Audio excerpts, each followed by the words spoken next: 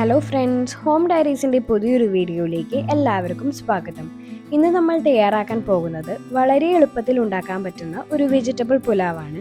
അപ്പോൾ സമയം കളയാതെ വീഡിയോയിലേക്ക് കടക്കാം. ഇതിനാവശ്യമായിട്ടുള്ള സാധനങ്ങൾ: 1.5 കപ്പ് ബസുമതി അരി 30 മിനിറ്റ് വെള്ളത്തിൽ കുതിർത്ത് വാരി വെച്ചത്, 1/2 കപ്പ് സവാള, 1/2 കപ്പ് ഉരുളക്കിഴങ്ങ്, 1/2 cup carrot, 1/2 cup beans, 1.5 teaspoon ഉപ്പ്, 1 table spoon oil, 1 table spoon നെയ്യ്, 1 ടേബിൾ സ്പൂൺ ഇഞ്ചി വെളുത്തുള്ളി കൊത്തി അരിഞ്ഞത്, 1 ബേ ലീഫ്, പട്ട, ഗ്രാമ്പു, സ്റ്റാർ അനീസ്, ഏലയ്ക്ക, 1 ടീസ്പൂൺ ജീരകം, 2.5 കപ്പ് തിളച്ച വെള്ളം. ആദ്യം ഒരു കുക്കർ നെയ്യും സൺഫ്ലവർ ഓയിലും ഒഴിച്ച് ചൂടാക്കുക. ഇനി ബേ ലീഫ്, പട്ട, ഗ്രാമ്പു, സ്റ്റാർ, ജീരകം എന്നിവ ചേർത്ത് മീഡിയം തീയിൽ ഒരു മണം വരുന്നത് വരെ അതിനെ വഴറ്റിയെടുക്കാം. ഇനി അരിഞ്ഞു വെച്ച സവാള ചേർത്ത് ഗോൾഡൻ കളർ ആകുന്നത് വരെ വഴറ്റിയെടുക്കുക.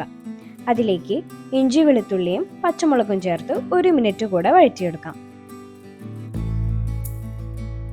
അതിനുശേഷം ഉരുളക്കിഴങ്ങ്, ക്യാരറ്റ്, ബീൻസ് എന്നിവ ചേർത്ത് നന്നായി ഇളക്കി ഏകദേശം 3 മിനിറ്റ് വരെ വേവിച്ചെടുക്കാം.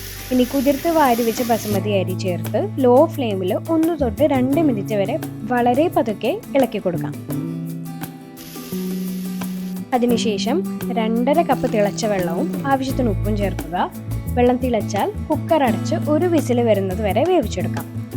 1 വിസിൽ വന്നാൽ തീ ഓഫ് ചെയ്ത് ആവി മുഴുവൻ പോയതിനു ശേഷം കുക്കർ തുറക്കുക. ചോറ് പൊട്ടിപ്പോകാതെ പതുക്കെ ഇളക്കി കൊടുക്കുക. ഇപ്പോൾ നമ്മുടെ സ്വാദിഷ്ടമായ വെജിറ്റബിൾ പുലാവ് റെഡി ആയിട്ടുണ്ട്. ഇത് സലാഡിൻ്റെ കൂടെയും റൈത്തയുടെയും കൂടെയൊക്കെ കഴിച്ചാൽ നല്ല ടേസ്റ്റിയാണ് കേട്ടോ.